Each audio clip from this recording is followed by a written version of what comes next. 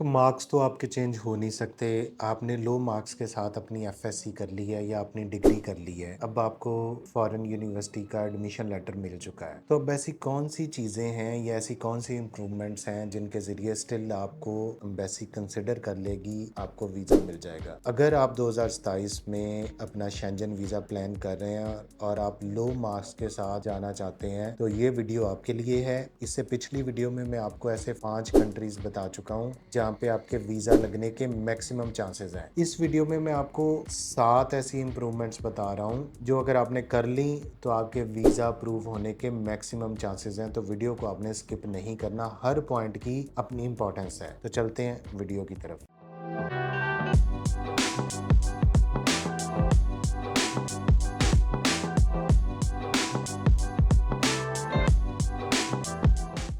Video को पूरा देखने के बाद स्टिल आपके माइंड में कोई क्वेश्चन आता है तो वीडियो के नीचे कमेंट करें, उसका मैं खुद रिप्लाई करूंगा। इसके अलावा अगर आप यूरोप का या यूके का स्टडी वीज़ा प्लान कर रहे हैं तो हमारे इन दिए गए नंबर्स पे रब्ता करें। हमारी टीम आपकी प्रोफाइल को एवेलुएट करेगी और उसके अकॉर्डिंगली आपको सजेस्ट करेगी कि कौन सा कंट्री सबसे बेटर है। तो अब चलते हैं वीडियो के असल टॉपिक की तरफ। तो सबसे पहला पॉइंट है आइल्स कर लें, पीटी कर लें या टॉफल कर लें। अब ये वो 3 इंग्लिश लैंग्वेज टेस्ट हैं जो आपने वीक प्रोफाइल के साथ अगर आपने कर लिए तो आपके वीजा लगने के चांसेस बहुत ज्यादा बढ़ जाते हैं। इसकी एग्जांपल में आपके सामने है कि फ्रांस में 47% मार्क्स के साथ हमारा बच्चा आइल्स वाला चला गया। फ्रांस में 55% मार्क्स के साथ आइल्स वाला बच्चा चला गया। यही हर कंट्री, हर एम्बेसी ये देखती है कि अगर स्टूडेंट की प्रोफाइल वीक है तो क्या वो मोटिवेटेड है बाहर जाने के लिए, उसकी कम्युनिकेशन स्किल कैसी है, क्या उसमें इतनी एबिलिटी है कि वो कॉन्फिडेंटली इंग्लिश को कम्युनिकेट कर सके, क्योंकि वहां पे जाके उसने अपने लेक्चर्स इंग्लिश में सुनने हैं, उसने इंटरनेशनल स्टूडेंट्स के साथ कोलैबोरेट करना है, उसने खुद जो है वो कम्युनिकेशन इंग्लिश में करनी है। अब आप फॉर एग्जांपल फ्रांस जा रहे हैं, इंग्लिश आपको आती नहीं, फ्रेंच आपको आती नहीं, तो वहां पे जाके आप पंजाबी, उर्दू या पश्तो तो बोलने से रहेंगे। तो इसलिए वीजा ऑफिसर पे ये बहुत ज्यादा इंपैक्ट डालता है कि आपकी कम्युनिकेशन स्किल्स में आपके पास क्या कोई सर्टिफिकेशन है। अगर आप ये कहेंगे कि मैंने 50% मार्क्स है और इंग्लिश में आपके जो है 34% मार्क्स हैं और आप कहेंगे जी मुझे इंग्लिश आती है, तो वो इंग्लिश उस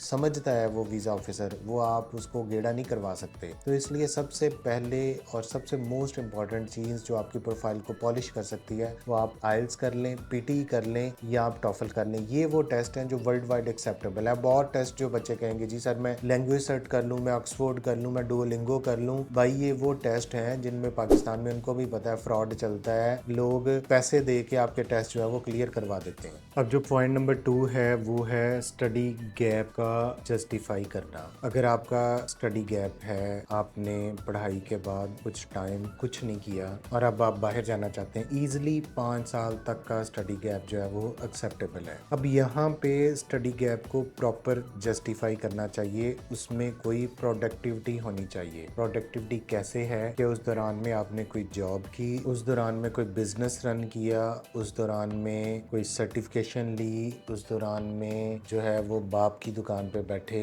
उस दौरान में कोई एग्रीकल्चर की। तो ये सारा कुछ आपका डॉक्यूमेंटेशन की फॉर्म में जस्टिफाई किया जा सकता है और ये सच्ची स्टोरी होनी चाहिए। अगर आपने कह दिया कि जी मैंने पढ़ने के बाद जो है वो घर बैठा रहा, इंतजार करता रहा या मैं वेला था, तो वेले वाले सीन को वीजा नहीं मिलेगा। तो इस बात को याद रखें कि स्टडी गैप को कैसे जस्टिफाई करना है। इस पे पूरी एक वीडियो मेरे चैनल पे अवेलेबल है जिसमें मैं बता रहा हूँ कि कौन से कंट्री स्टडी गैप को एक्सेप्ट करते हैं और आपने कैसे स्टडी गैप को जस्टिफाई करना है। अब जो तीसरी इंप्रूवमेंट है वो है आप सर्टिफिकेशन ऑनलाइन कोर्सेज, कोई जो है वो डिजिटल जो ऑनलाइन कोर्सेज होते हैं जिसमें बेटा के हैं, जिसमें गूगल के हैं, जिसमें कोर्सेरा के कोर्सेज हैं या किसी यूनिवर्सिटी का शॉर्ट कोर्स है, वो आपने क्या किया, क्या उसकी सर्टिफिकेशन आपके पास मौजूद है, वो आपके स्टडी गैप को भी जस्टिफाई करेंगी और आपकी प्रोफाइल को भी इंक्रीज करेंगी। ये एक ऐसा पॉइंट है जो कोई स्टडी काउंसिल है उसकी मेंबरशिप है, तो ये ऐसे पॉइंट्स हैं जो आपकी प्रोफाइल को मजीद एनहांस करते हैं। आपके कम मार्क्स, आपके आइल्स, आपके स्टडी गैप को जस्टिफाई करना,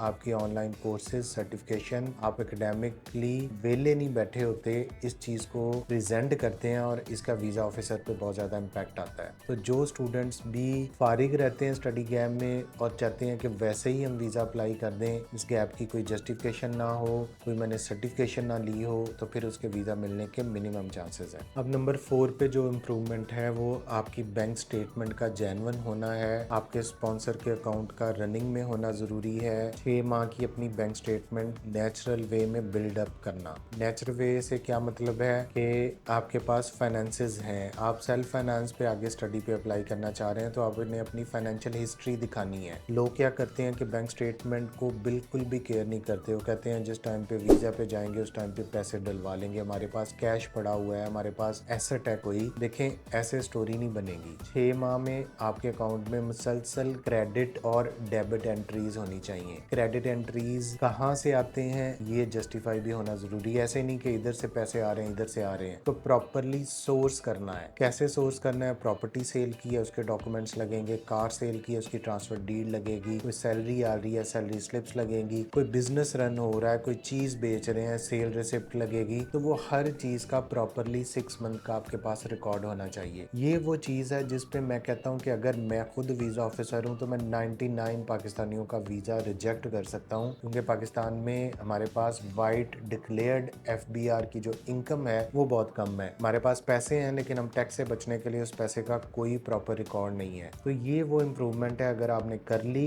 आपने अपने बैंक स्टेटमेंट को प्रॉपरली मैनेज कर लिया, तब आपके लो मार्क्स के साथ भी आपके वीजा लगने के चांसेस है। एम्बेसी ये जानेगी कि इस बंदे के पास पैसे हैं और ये जेन्युइनली बाहर पढ़ने के लिए जा रहा है और ये अफोर्ड कर सकता है। अब जो इम्प्रूवमेंट नंबर 5 है वो है आपका motivation letter, strong statement of purpose और उसका कनेक्शन आपकी स्टडीज के साथ। देखें, अगर आपने चैट GPT से या किसी भी AI मॉडल से कॉपी पेस्ट कर लिया अपना मोटिवेशन लेटर, आपने कोई एडिटिंग नहीं की, कोई उसके ह्यूमनाइज नहीं किया और आप एम्बेसी में लेके चले गए, तब भी आपकी रिजेक्शन के चांसेस हैं। वीजा ऑफिसर्स डेली इन चीज़ों को देखते हैं। तो आपने अपने कोर्स आप क्यों करने जा रहे हैं, पाकिस्तान में आपने क्यों नहीं सिलेक्ट किया? मोटिवेशन नहीं थी। तो ये सबसे बड़ा आंसर है कि भाई इधर मेरा पढ़ने को दिल नहीं करता, मैं चाहता हूँ कि अच्छी यूनिवर्सिटी से डिग्री हासिल करूँ। अब उस कोर्स का क्या फ़ायदा है? क्या वो पाकिस्तान में अच्छा पढ़ाया नहीं जाता? आप उसके प्रैक्टिकल या वो नॉलेज के बारे में बता सकते हैं कि आउटपुट नहीं है पाकिस्तान में। फॉर एग्जांपल अगर हम BS की बात करें, इधर आप बायोइन्फॉर्मेटिक्स की बात करें, आप कंप्यूटर साइंस की बात करें, तो स्वाई 1-2 यूनिवर्सिटी में कहीं पे भी कोई प्रॉपर कोडिंग, कोई प्रॉपर डेवलपमेंट, कुछ भी ऐसा नहीं किया जाता। वो बस डिग्री दे के आपको कंप्यूटर साइंस की बाहर निकालते हैं और बच्चे बाद में सिर्फ विंडोज़ येस नो करके जो है वो इंस्टॉल कर रहे होते हैं। तो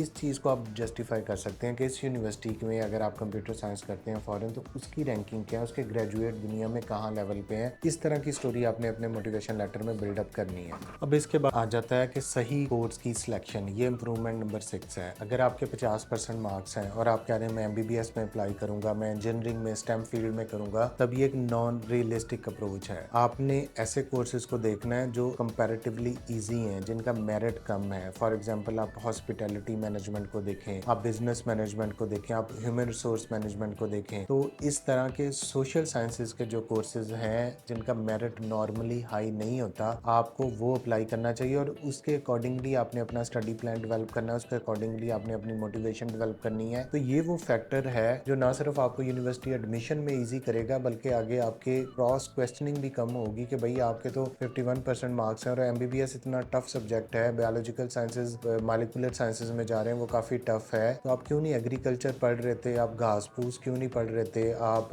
बिजनेस क्यों नहीं पढ़ लेते? तो इस तरह के कोर्सेज आपने सेलेक्ट करने हैं। ये आपकी एक वाइज सिलेक्शन होगी कि कौन सा कोर्स आपके मार्क्स के अकॉर्डिंगली आप उसको जस्टिफाई कर सकते हैं कि यार मैं इसको कंप्लीट कर लूंगा, मैं डंडी नहीं मारूंगा, मैं नालायक नहीं हूँ। अब जो 7 मेजर इंप्रूवमेंट है वो है आपके इंटरव्यू की प्रेपरेशन एम्बेसी की। इसको बहुत सीरियसली आपने लेना है। इस पर जितनी भी प्रैक्टिस आप कर लेंगे कम है। आपने कम अज कम 200 to 300 क्वेश्चन जो है वो प्रिपेयर करने हैं। आपसे कोई भी जो है वो क्रॉस क्वेश्चन, कोई भी करंट टॉपिक, कोई भी करंट सिचुएशन, कोई भी अपने कोर्स के रेलिवेंट, ये कंट्री क्यों, ये सब्जेक्ट क्यों, ये यूनिवर्सिटी क्यों, ये यहाँ पे क्यों नहीं, पाकिस्तान में वापस कब आओगे, क्या पाकिस्तान में स्कोप है, पाकिस्तान में इसका जो है वो आपकी मोटिवेशन क्या है वापस आने की, आपकी फैमिली टाइज क्या है, होम टाइज क्या है। इस पे हर जो सवाल जो एक तीसरे बंदे को, 5-6 बंदों को अपना इंटरव्यू दें, पहले मॉक इंटरव्यू दें, उसे पूछें भाई ये मैं बाहर के लिए आप मुझे, मैं जाना चाहता हूँ, आप मेरे से क्रॉस क्वेश्चनिंग करें। तो ये वो वो पॉइंट है जिसको अगर आपने अच्छा प्रिपेयर कर लिया, स्ट्रॉन्ग कर लिया, तब आपके वीज़ा लगने के मैक्सिमम चांसेस हैं। तो